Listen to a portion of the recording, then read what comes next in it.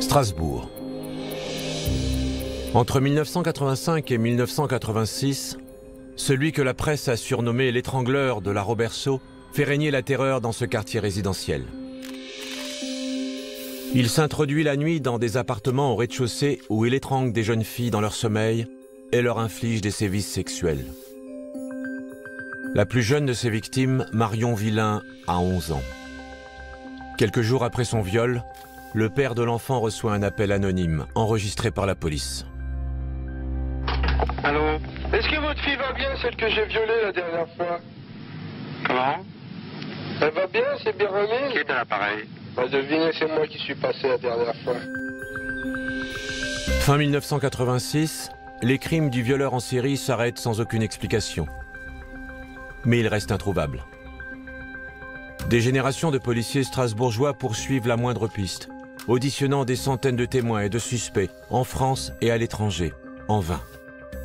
Le dossier de l'étrangleur de la Roberceau devient le plus vieux cold case de France. 27 ans plus tard, coup de théâtre au service des empreintes de Strasbourg.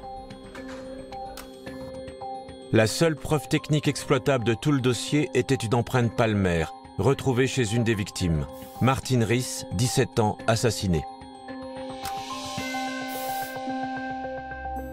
Et cette empreinte palmaire a enfin trouvé une correspondance. Celle de Nicolas Charbonnier, 52 ans, vivant près de Bordeaux.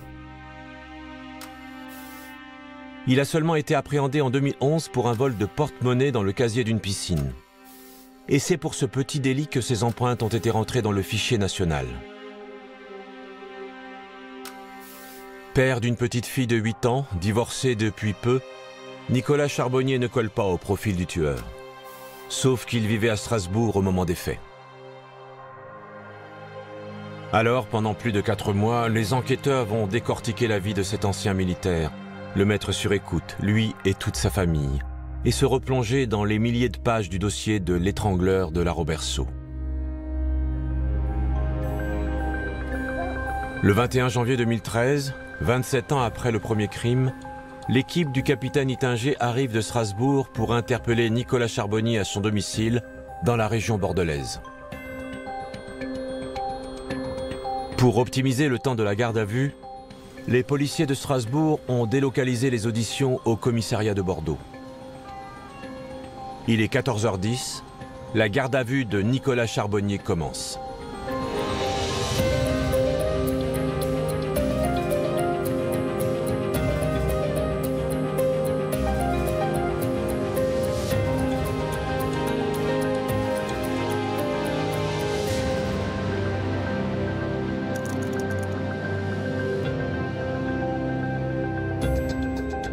La garde à vue est une mesure de contrainte décidée par un officier de police judiciaire à l'encontre d'une personne soupçonnée d'avoir commis ou tenté de commettre un crime ou un délit. Sa durée est de 48 heures maximum. Cette garde à vue a été reconstituée avec des comédiens d'après les procès-verbaux des auditions.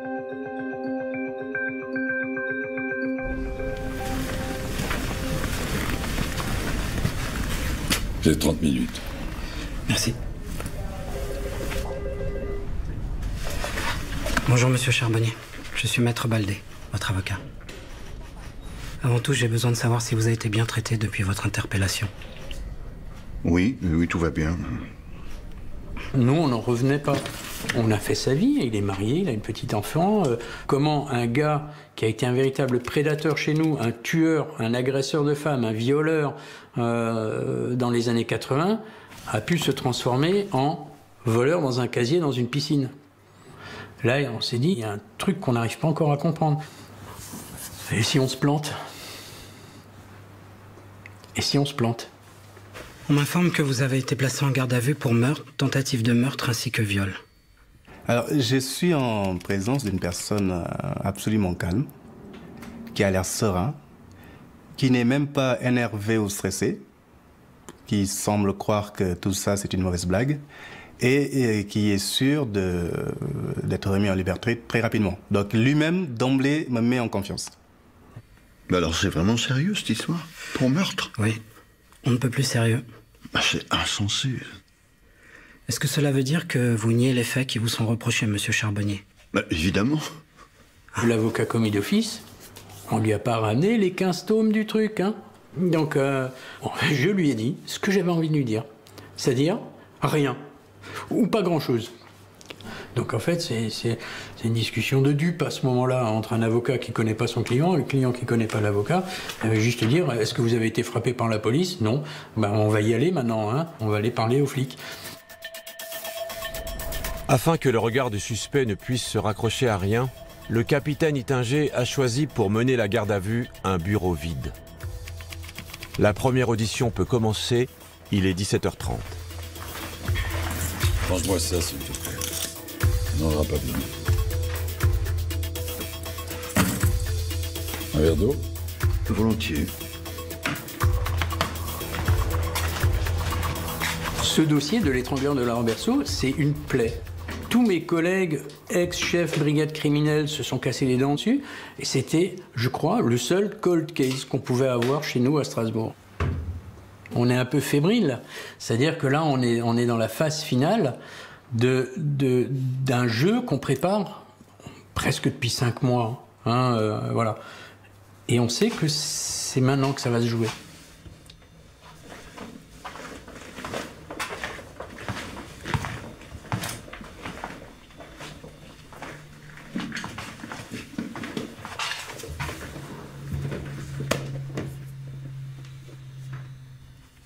Qu'est-ce que vous attendez de moi, au juste?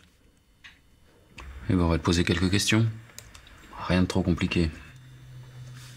J'ai pas l'habitude, c'est la première fois que je suis interrogé par les services de la police. Ça fait combien de temps que tu vis à Saint-Jean-d'Ilac? Ça fait plusieurs années maintenant, oui. Et avant ça? Pendant 4 ans, j'ai habité Pessac. Bordeaux, avant ça, environ 10 ans. J'ai presque passé toute ma vie dans la région. Ah, t'es né dans le coin, alors? Non.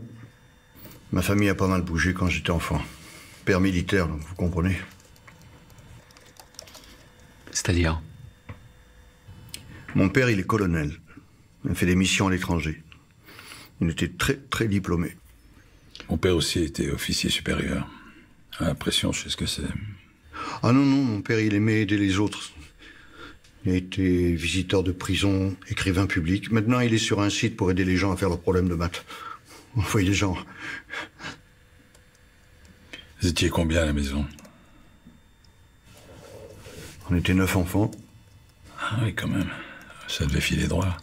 Chez nous, c'était un peu moins rock'n'roll, on était que 7. Nicolas Charbonnier et moi, en fait, on a exactement le même profil. Il a exactement le même âge que moi. Mon père est colonel. Je suis issu d'une famille très nombreuse, catholique, pratiquante. Et on est rentré à l'armée en même temps. Et donc, il y avait peut-être cette forme de respect de l'un envers l'autre. Je dis bien peut-être, hein, parce que peut-être aussi qu'il m'a pris pour un gros con, j'en sais rien. Mais il y avait quand même cette espèce de respect et peut-être de méfiance. Et puis ensuite, moi, je suis parti faire mon service à Ilkirch en octobre 80. Quel jour? Pardon? Moi aussi, je vivais dans le coin. Je suis rentré à l'armée en octobre 80.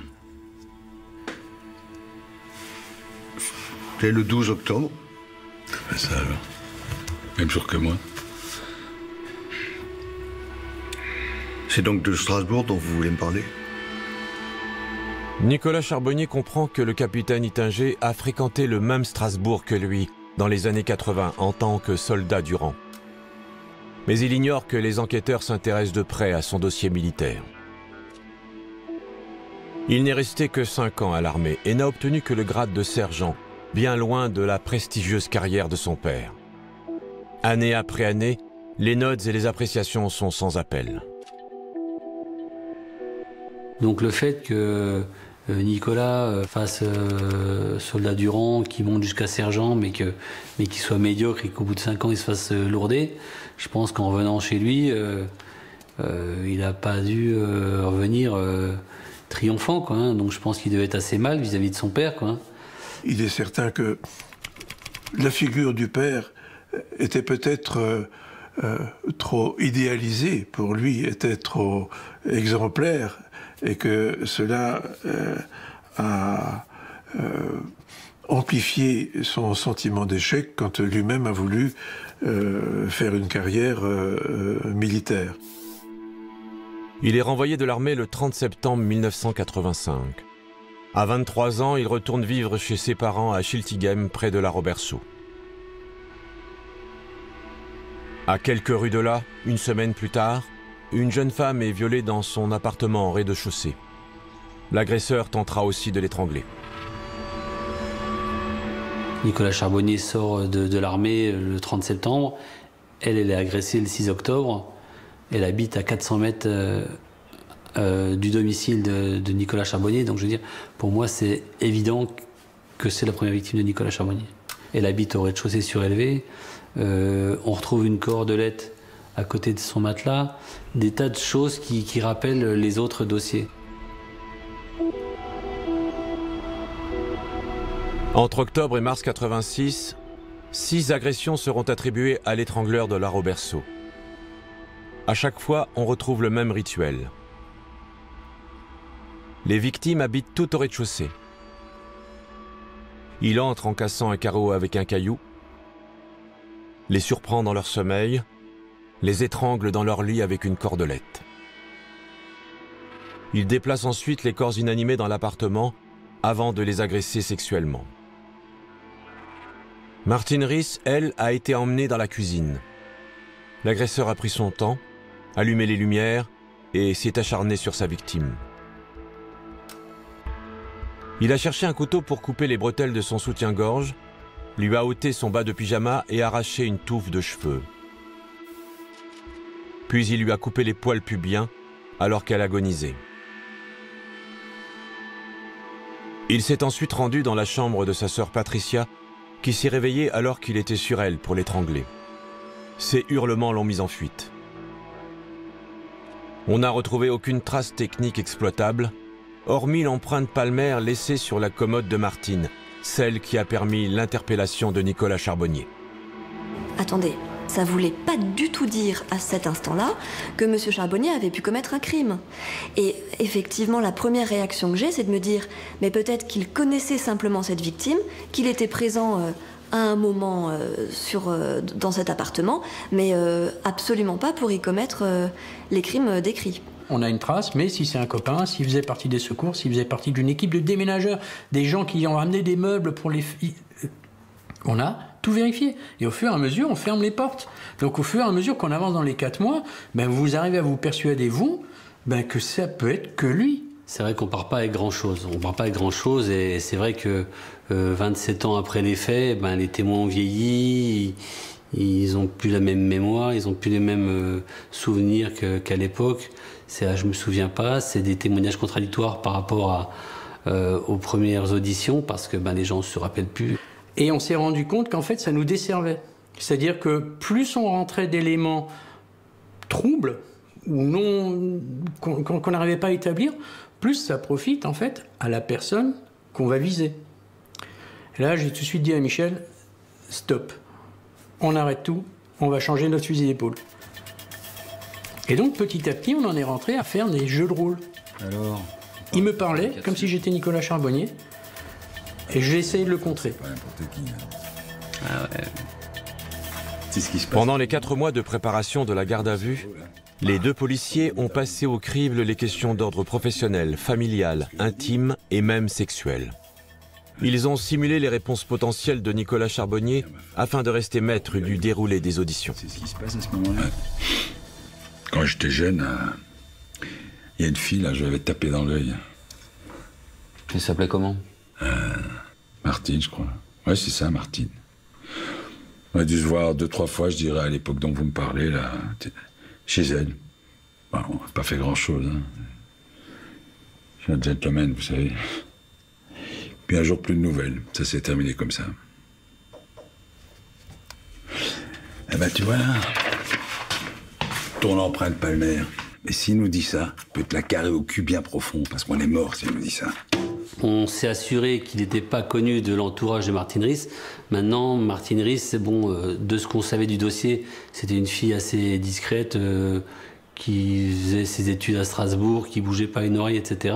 Et nous, ce qui était important pour nous, notre stratégie, c'était de faire dire donc à Nicolas Charbonnier qu'il n'avait aucune raison valable d'être dans cet appartement. C'est ce qu'on va faire. On va jouer à l'entonnoir.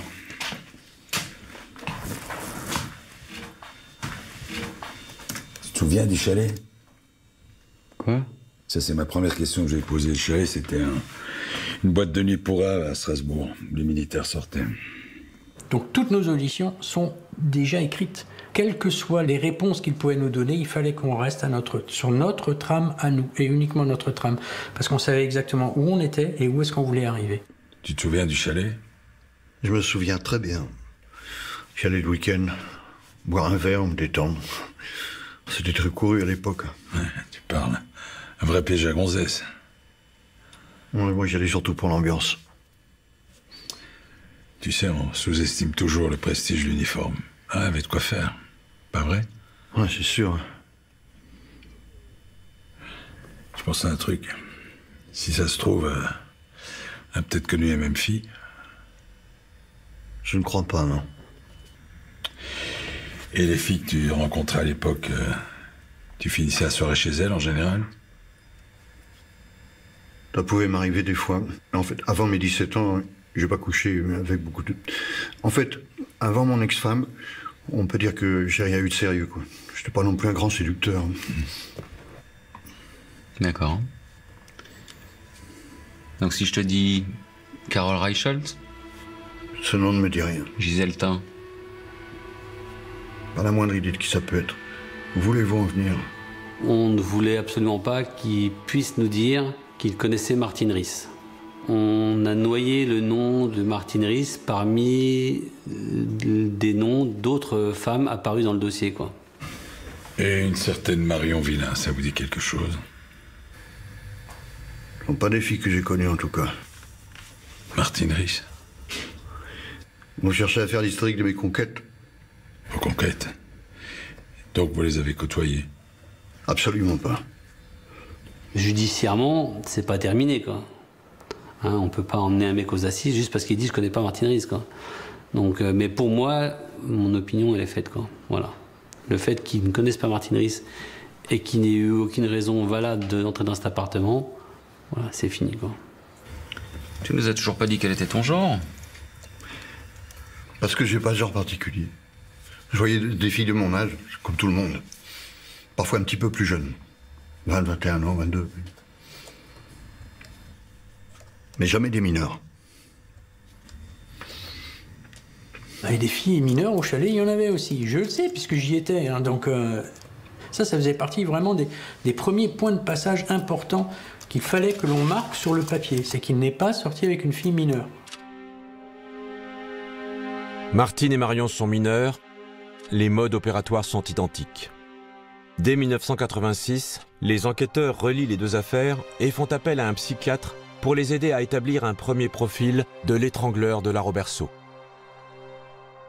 Les éléments dont j'avais disposé ne permettaient pas de dresser un véritable portrait robot, sinon de définir la démarche sadique et cette logique, on peut dire, ce fonctionnement. Alors, l'histoire, pourquoi raser les poils pubiens? Peut-être que c'est un trait aussi qui rejoint la question de la pédophilie, à savoir d'effacer chez cette femme les caractères sexuels secondaires et d'en faire en quelque sorte une créature juvénile. Des traces de bave, de transpiration et de sperme ont été retrouvées sur les lieux des crimes, mais à l'époque, aucune analyse ADN n'a été faite car la technologie génétique était encore balbutiante. Et quand le fichage ADN a été généralisé, la mauvaise conservation des scellés a alors rendu impossible toute analyse. Nicolas Charbonnier sait qu'il a pu laisser des traces derrière lui, mais il ignore qu'elles ne sont pas exploitables. Tu sais ce que c'est l'ADN? Évidemment. Ce sont des cellules qui sont différentes pour chaque individu. Personne n'a les mêmes. Donc j'imagine que vous savez aussi ce que sont les empreintes digitales. J'ai lu des choses sur le sujet, oui. Si on vous disait qu'on a retrouvé un élément de ce type attestant de votre présence sur le lieu d'un crime. Mais il faudrait m'en dire plus, comment voulez-vous que je me défende? Je pourrais avoir posé ma main sur le verre. Quelqu'un y trouvera mon empreinte. Et si vous vous faites tuer dans les 15 jours, est-ce que ça veut dire que je suis le coupable? On l'a retrouvé sur une coiffeuse, sur le bord. Comme si quelqu'un s'était appuyé dessus à tâtons, dans l'obscurité, la nuit. Tu vois, comme ça. Je comprends pas bien ce que vous me racontez. Je peux l'avoir poussé à des tas d'endroits dans ma vie, ça prouve rien. On l'a retrouvé dans une résidence privée. Un endroit où vous n'aviez aucun moyen d'entrer. Attendez. J'ai eu un boulot à la sortie de l'armée, ça m'avait marqué. C'était pour la société OBO. Je venais installer des bureaux chez les gens. C'est un travail ennuyeux, là, extrêmement ennuyeux. Alors peut-être ai-je livré un bureau chez la personne dont vous parlez? Certainement comme ça que vous avez mon empreinte.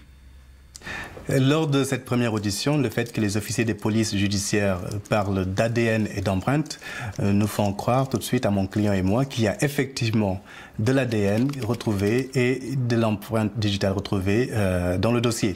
Parce que c'est une enquête qui dure depuis 30 ans et nous nous disons tout de suite que les officiers de police ne sont pas venus les mains vides à Bordeaux pour l'interpeller. Commencer par des questions lambda de « savez-vous ce que c'est qu'un ADN ?» On sait ce que ça va provoquer, en tout cas chez la personne qui est en garde à vue, qui va commencer à paniquer. Et bien sûr, côté avocat, on le lit souvent, on constate que c'est une vraie technique d'enquête. On n'a qu'un seul truc, on n'a que notre trace. Mais lui, il ne sait pas ce qu'on a. On en a 1, 2, 3, 4, 5 des nouveaux éléments, il ne sait pas. C'est le coup de poker. Qu'est-ce que ça a à voir avec moi? T'as besoin qu'on te fasse un dessin? Cette empreinte, on l'a retrouvée chez une fille. Une mineure. Tuée. Oh mon Dieu. Il y a vraiment des gens qui sont capables du pire dans ce monde. Ouais, et le coupable a jamais été arrêté. Même si mon empreinte était vraiment chez elle, je vois pas ce que ça a à voir. Je vois pas ce que ça veut dire. J'ai jamais attaqué personne. Je me suis jamais battu, moi, même à l'armée. Non, attaquer une petite fille, non. Non, ce coupable que vous cherchez, vraisemblablement, ça peut pas être moi. Pour moi, ma fille, c'est une princesse. C'est bon. Maître, on arrête l'audition. Pourquoi? Qu'est-ce qui se passe? Il se passe que tu nous prends pour des abrutis, en fait. Ben, il mélange tout. En fait, il essaie de nous apitoyer. Il essaie de nous dire, regardez, la preuve que j'ai rien fait, c'est que j'ai une fille et que je l'adore, quoi. Mais je veux dire, oui. Et alors? Et alors? Si c'était aussi simple, effectivement, on lui dirait, ah, excusez-nous, on savait pas que vous aviez une fille, bonne journée, au revoir, quoi. Mais non, c'est pas aussi simple que ça. À la fin de chaque audition, la loi oblige les policiers à faire signer aux prévenus les retranscriptions sur lesquelles apparaissent l'intégralité des faits qui lui sont reprochés, ainsi que le nom des victimes.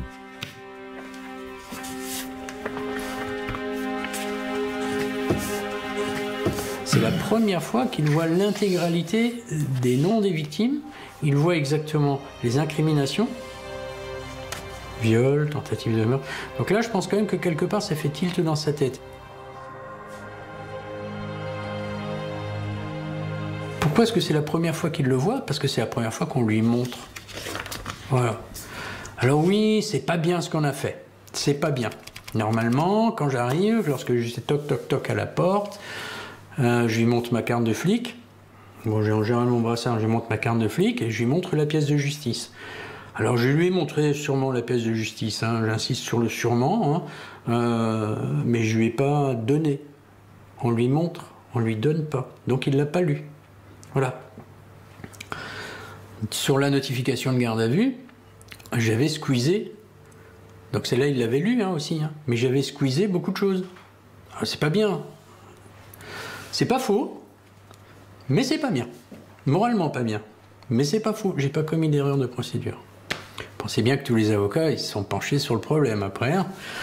Et donc j'ai juste joué un petit peu avec le droit. Voilà, c'est tout. À mon avis, les officiers de police ont respecté les textes, même s'ils ont été un peu borderline. Malheureusement, nous n'avons trouvé aucune nullité dans ce qui avait été fait dans ce dossier. J'ai pas dit coucher, j'ai dit fréquenter. Si, c'est ce que t'as dit. Non, j'ai dit fréquenter. Tu veux qu'on réécoute les enregistrements ?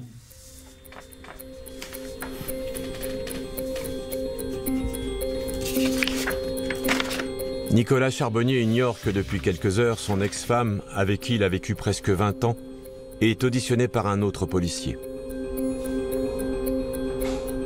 Elle sait rien. Elle ne sait absolument rien. Et c'est quand même époustouflant.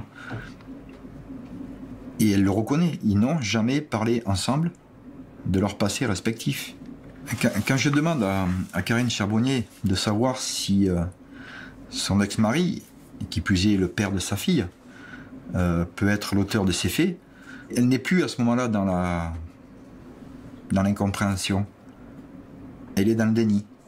Le père de sa fille ne peut pas avoir commis ces faits. Il est parfait. C'est le papa idéal. Ça peut pas, ça ne correspond pas. J'aimerais seulement savoir où est ma fille. C'est bon pour ta fille, tes beaux-parents s'en occupent. Par contre, ta femme... Mais vous êtes en train de briser ma famille.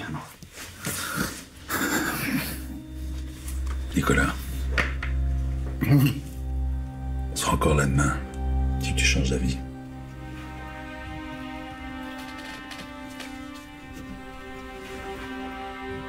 Je peux vous expliquer ce qui s'est passé? Tu appelles ton avocat? Vous croyez que ça va m'aider? Non, finissons-en plus vite. Ça peut être aussi une tactique pour lui. Hein. Est-ce qu'il va essayer de noyer le poisson? Est-ce qu'il a essayé de nous la faire à l'envers en nous faisant copain-copain? Il faut toujours se méfier. Donc nous, Mich et moi, toujours impassibles. Tu veux nous parler? Tu nous parles. Tu nous parles, on t'écoute, on enregistre, point. Il est 19h30. Sa garde à vue dure depuis plus de 5 heures. La deuxième audition s'enchaîne sans tarder et sans avocat.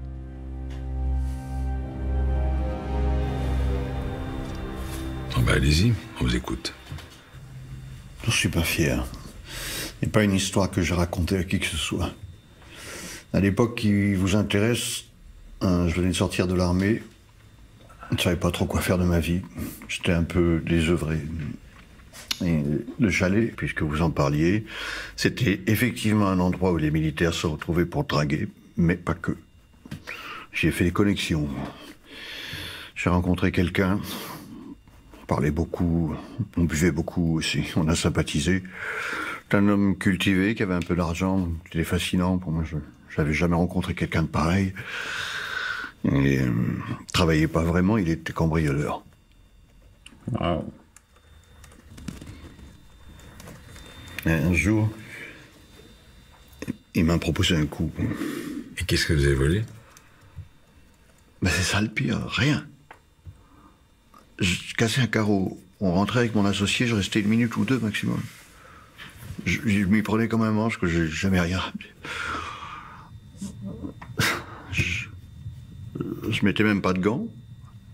Il avait réussi à me persuader que c'était pas la peine, étant donné que j'étais pas fiché par la police. Donc quand j'y repense, j'ai honte.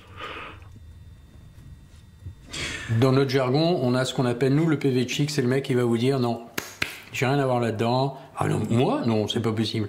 Ça, c'est le premier, c'est le PV chic. Le deuxième, c'est vous avez pas tort, mais c'est pas moi, c'est mon pote. Donc le mentor, hein. C'est lui. Et c'est lui qui m'a tout fait faire. Hein. J'ai pas voulu le faire, mais c'est à cause de lui que je l'ai fait. Et ça, c'est vraiment un schéma classique. Donc ce gars, il faut le laisser parler. Parce que tout ce qu'il va vous raconter, c'est en fait sa vie qu'il fait endosser à quelqu'un d'autre. Et donc c'est vous qui cassiez les carreaux? Bah, des fois oui, des fois non. On prenait une pierre qu'on trouvait par terre, et puis on visait une fenêtre au rez-de-chaussée. Il disait que c'était plus facile que la porte. Le fait qu'il nous dise j'ai fait des cambriolages, j'ai utilisé des cailloux pour casser les fenêtres et on volait ce qui avait de valeur, etc. Je veux dire, c'est le mode opératoire très précis de cette affaire, quoi. Lors de cette deuxième audition, les policiers ne laissent pas le temps à Nicolas Charbonnier de dérouler sa stratégie. Ils interrompent l'audition au bout d'une demi-heure et le ramènent en cellule. La journée est loin d'être finie pour les policiers. Ils informent la juge et les enquêteurs restés à Strasbourg de l'avancée des auditions. D'abord, on a tout repris à zéro, de nouveau, avec Michel. On a refait le point avec la juge, à dire voilà, on l'a déjà positionné, il est là, il a volé, il l'a pas lu. C'est pour lui, c'est sur une scène de crime, et il reconnaît avoir commis des vols. Je te laisse. À demain. Elle est déjà très satisfaite, parce que personne, jusqu'à présent, n'avait réussi à aller aussi loin. Aucun. C'est inespéré ce qu'on était en train de réaliser.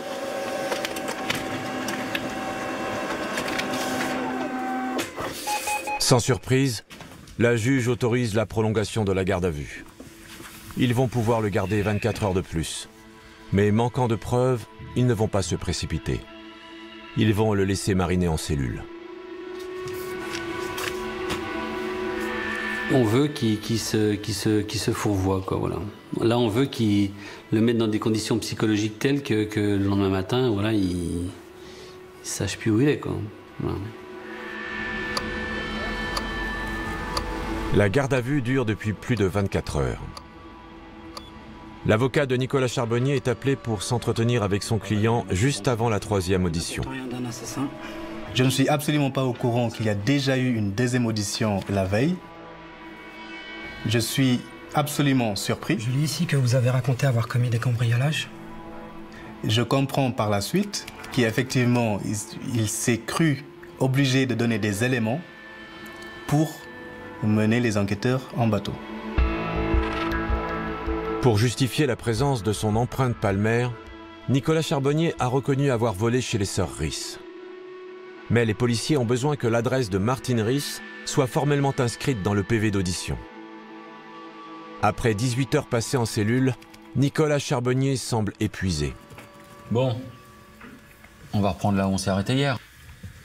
Tu nous as parlé de 4 effractions. Tu te souviens des autres? Non, là, franchement, vous m'en demandez beaucoup. Là. Je veux dire, on s'est rendu dans 2 appartements, c'est vrai, mais il y a eu également 2 maisons.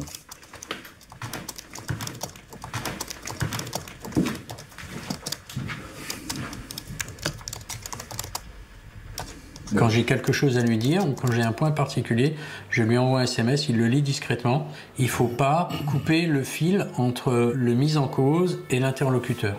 Jamais.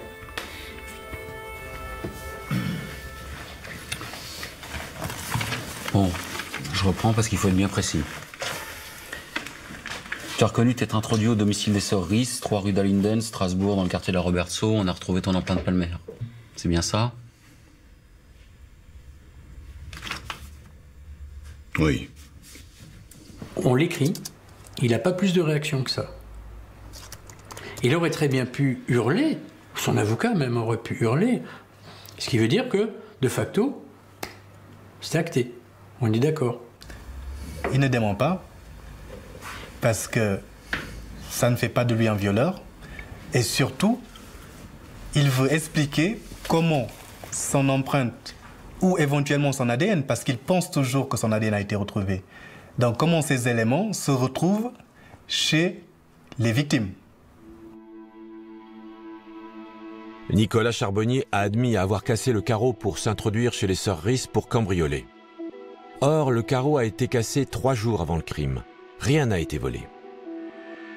Les sœurs Ries remarquent cependant qu'il manque un trousseau de clés, mais elles croient que leurs parents les ont récupérées.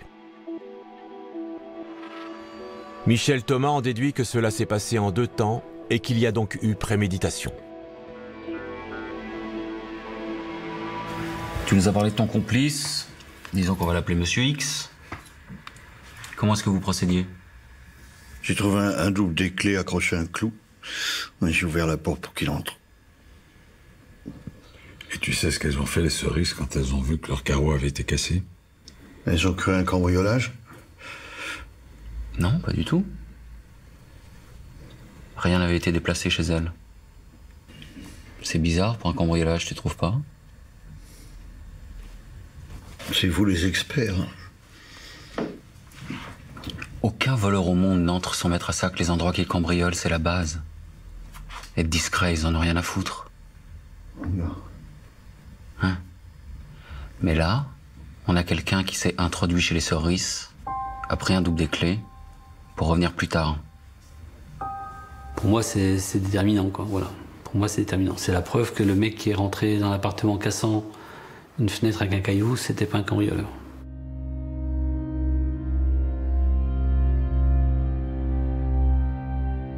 Tu savais qu'il vivait là? Non, pas du tout. Je suis venu pour cambrioler. Seulement pour ça. La fiche de cinéma, les livres scolaires sur le bureau, ça t'a pas mis la puce à l'oreille. J'ai rien vu de tout ça. J'arrive à me souvenir de certaines choses, à retrouver certaines images. Mais pour d'autres, c'est flou. T'arrêtes de nous prendre pour des cons? Si tu veux mentir, mens mieux ou arrête, s'il te plaît. Non mais pour qui vous vous prenez me parler sur ce ton, hein? Vous me tombez dessus comme des pitbulls depuis tout à l'heure. Mais je suis très calme. Rassure-toi. Bon, les autres appartements. Le premier, par exemple, il ressemble à quoi? C'est la même chose. Dans mes souvenirs, il est situé au bord de l'île. Quand on y est rentré, on a commencé à fouiller, sauf que j'ai entendu des gens qui ronflaient, j'ai pris peur. Et je suis allé voir. Il y avait des gens qui dormaient. Je suis parti. Point final. On s'attendait pas du tout à ça. On s'attendait à ce qu'il nous raconte un peu n'importe quoi, comme il avait fait avant. Et là, la façon dont il parle du premier appartement, on se rend compte que c'est la description exacte de l'appartement de Marion Villain, quoi. Marion.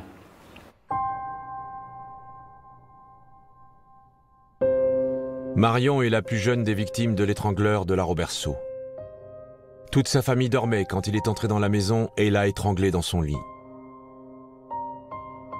Il a pris son temps, allumé la lumière, déplacé son corps dans le couloir, et c'est là qu'il l'a violée. Puis, la laissant pour morte, il a quitté les lieux par la porte. C'est un prédateur, hein. Il y a une certaine forme d'excitation. Il se prend quelque part pour un surhomme, que rien ne pouvait l'arrêter, qu'il en avait déjà fait, il en fera d'autres. C'est pas parce que quelqu'un dort à côté que... Et quelque part, ça devait même lui procurer du plaisir. Une des victimes avait 10 ans. Cela ajoute à son plaisir de s'attaquer à quelqu'un qui est l'incarnation d'une certaine innocence, d'une certaine vulnérabilité.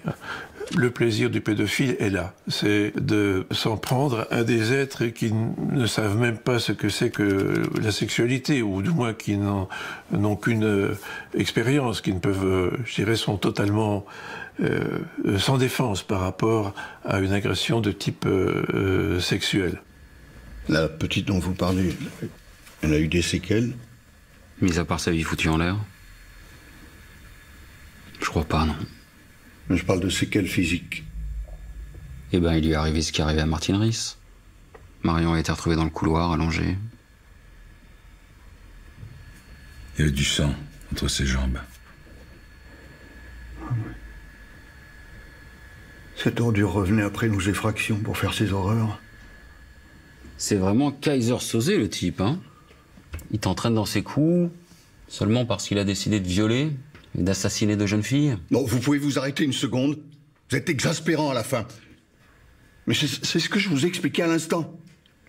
Ouais, oui. Tout le monde dormait quand je suis parti. J'ai touché à aucun enfant. Oui, c'est pas très déontologique, mais voilà, c'est... On se fout un peu de sa gueule, quoi, parce que bon, voilà, à un moment donné, c'est bon, quoi. C'est pour ça que je lui parle de Kaiser Soze. C'est abracadabrantesque, son histoire, à un moment donné. Hein. Voilà. Monsieur Charbonnier. Au revoir. Messieurs. J'ai compris que ce que m'avait dit mon client lors de l'entretien n'était pas absolument la vérité. À ce moment-là, si j'avais pu m'entretenir une seconde fois avec lui, je pense que notre entretien n'aurait pas du tout été le même. Il se trouve que la loi interdit à l'avocat d'avoir 2 entretiens dans les 24 heures. le peu d'accès au dossier, c'est un vrai problème de droit de la défense. Voilà, on a une inégalité des armes qui pose évidemment problème à tous les avocats qui font un peu de la défense pénale. Voilà, moi j'ai un avis assez tranché sur la présence d'avocats en garde à vue. Hein. C'est pour pas qu'ils crèvent de faim, quoi, tous. Voilà, c'est tout. Mais ils ne servent à rien. En garde à vue, ils ne servent à rien. La troisième audition vient de se terminer. Il est 17h15. La garde à vue de Nicolas Charbonnier dure depuis 27 heures. Le capitaine Ittinger lui a permis de voir son ex-femme pendant quelques minutes pour qu'elle lui porte des vêtements propres. Alors qu'il s'apprête à le descendre en cellule, Nicolas Charbonnier lui fait une confession inattendue. Vous devez me prendre pour un monstre après ce que j'ai fait.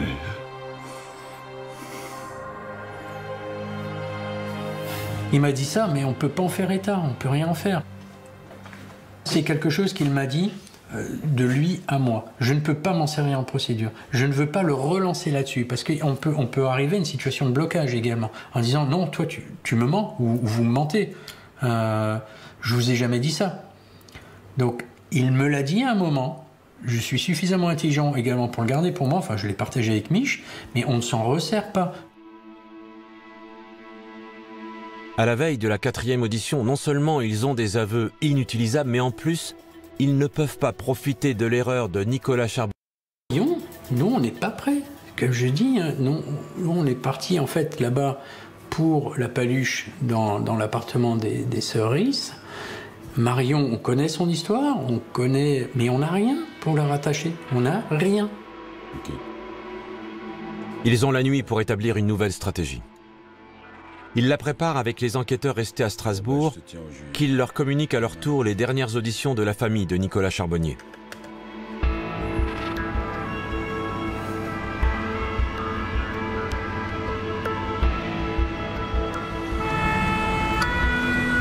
Le lendemain matin, Nicolas Charbonnier est sorti de sa cellule. Il est 9h15.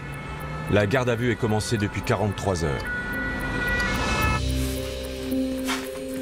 Il ignore que toute sa famille est auditionnée au DCPJ de Strasbourg depuis 2 jours et surtout qu'elle est sur écoute depuis 4 mois. Dans cette 4e et dernière audition, Philippe Ittinger va chercher à le déstabiliser en abattant ses dernières cartes. En s'appuyant sur son point faible, sa famille. C'était l'époque où il traînait avec son pistolet d'alarme, ses couteaux. L'époque où il faisait ses conneries.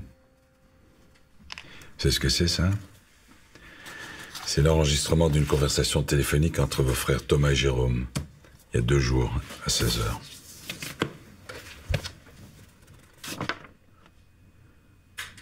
Non, mais c'était mes couteaux de l'armée, je me trimballais pas avec. Donc vos frères se trompent? Oui, ils se trompent. Et la vie de votre père, ça compte beaucoup pour vous? D'après lui, vous auriez giflé une femme qui aurait porté plainte contre vous alors que vous étiez encore à l'armée. Ce qui aurait entraîné une comparution devant le tribunal et une condamnation à une peine de 6 mois avec sursis. C'est pas possible. Ça n'existe pas. Ce que vous dites là. Mes frères, mon père, qui disent que j'aurais frappé une femme, comme quoi j'aurais été violent avec elle.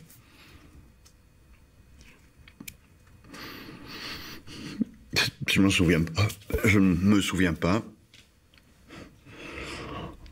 Jamais fait de mal à personne. Non, je crois que mon père se trompe. Je vais devoir lui en parler. Moi, je crois que vous mentez, monsieur Charbonnier. Je n'ai rien à vous répondre. Maître. Monsieur Charbonnier. Vous pouvez nous parler de votre relation avec votre fille et votre ex-femme, s'il vous plaît. Nous avons été très heureux ensemble. Les faits qu'on lui reproche sont tellement abjects, j'essaye de le rendre plus humain. Et ma fille, je ne vis que pour elle. Quand je ne suis pas avec elle, je prépare les moments où on va se retrouver.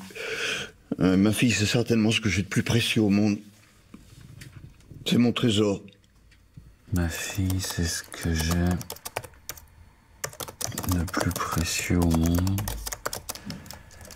Ma fille, c'est mon trésor.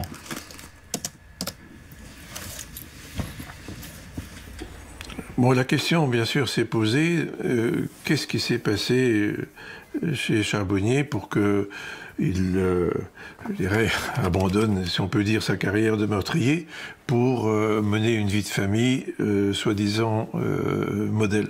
Je n'ai pas souvenir, dans ma carrière d'expert, d'avoir observé chez quelqu'un une telle métamorphose de la personnalité. Je dirais, cet homme exemplaire n'était pas un autre Charbonnier, fondamentalement, que celui qui avait commis les crimes dans les années 86. Nicolas Charbonnier vient de passer 47 heures en garde à vue, dont seulement 6h45 en audition. Les policiers n'ont pas obtenu ses aveux, mais il s'est positionné sur 2 scènes de crime. Cela permet à la juge de le déférer à Strasbourg. Cette information fuite immédiatement dans la presse. Une demi-heure plus tard, alors que les policiers s'apprêtent à le transférer à Strasbourg, France 3 ouvre le JT avec ce scoop. Sur France 3 Alsace, c'est les titres de l'actualité régionale. Milieu des années 80 à Strasbourg, l'étrangleur de la Robertsau sème la terreur. 27 ans après les faits, un homme vient d'être arrêté dans la région de Bordeaux. Habituellement, j'aime pas du tout ça. Donc colère dans un premier temps, énervement. Je dis qu'est-ce que c'est que ce merdier? Pourquoi? Ils n'avaient pas à le faire. Et puis finalement, voilà, le bon alignement de planète. 27 ans après les faits, un suspect a été interpellé dans l'affaire dite de l'étrangleur de la... Les journalistes vont même jusqu'à rediffuser un extrait du journal de l'époque. On pouvait y entendre la conversation téléphonique de l'étrangleur de la Robertsau avec le père de la petite Marion. Allô? Allô? Est-ce que votre fille va bien, celle que j'ai violée la dernière fois? Effectivement, j'ai reconnu la voix de Monsieur Charbonnier, oui. Elle va bien, c'est bien remis? Qui est à l'appareil? Bah devinez, c'est moi qui suis passé la dernière fois. Quel jour? Dans la nuit. Quel jour c'était? Oh, je me rappelle peu. Ça glace le sang un peu. C'est effrayant. C'est pervers. Comment vous appelez-vous? Ah, Zoro. Vous habitez à Strasbourg? Pardon? Vous habitez Strasbourg? Ah, vous êtes de la police? Allez, salut. Et là, il se passe quoi? Sur les écoutes, on a le père, la mère, le sœur, frère, tac, tac, ils s'appellent les uns les autres, là. T'as entendu? Oui. Ben, c'est la voix de Nicolas. Tout le monde, sa mère, ses frères, ses sœurs, enfin, tout c'était catastrophé, quoi. Détruit, mais tous l'ont reconnu. Donc, du coup, ça nous a économisé une expertise, quoi. L'instruction se poursuivra à Strasbourg pendant 3 ans. La juge obtiendra les aveux de Nicolas Charbonnier après lui avoir lu les réactions de sa famille qui ont reconnu sa voix sur l'appel anonyme. En plus du meurtre de Martine et du viol de Marion, il avouera 2 autres viols qui, eux, seront prescrits. Plusieurs des victimes seront présentes le jour du procès, dont Marion Villain, qui a maintenant 40 ans.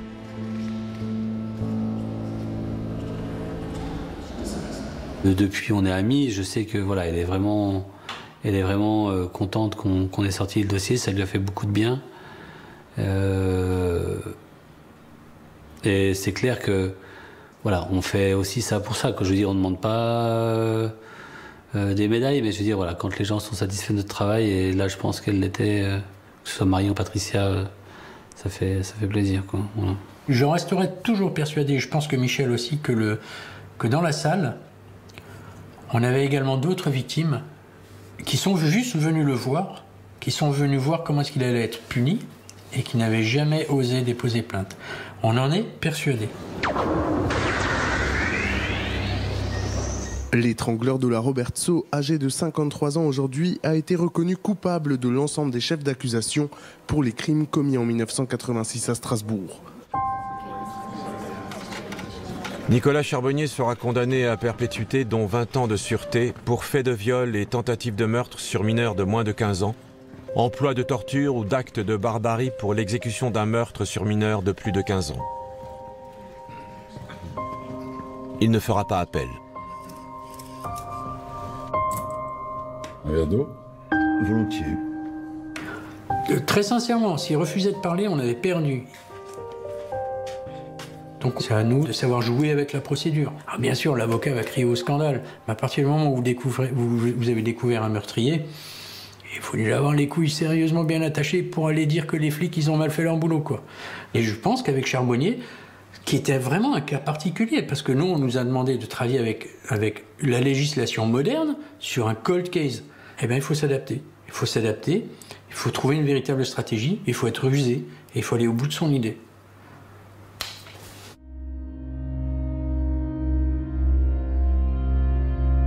Pour les policiers, il reste cependant une question majeure. Pourquoi aucun crime portant la signature de Nicolas Charbonnier n'a été signalé depuis 1986, ni en France, ni à l'étranger? Pour les experts psychiatres, il est pourtant invraisemblable qu'un tueur et violeur en série cesse ses activités du jour au lendemain. Nicolas Charbonnier reste une énigme. Aujourd'hui, on sait enfin qui est l'étrangleur de la Roberceau. Mais on ne sait toujours pas qui est Nicolas Charbonnier. Voilà les seules explications qu'il a livrées lors du procès. Vous savez, il y a le bien, il y a le mal. À une période, il y a le mal qui est sorti, et depuis, il n'est plus jamais ressorti.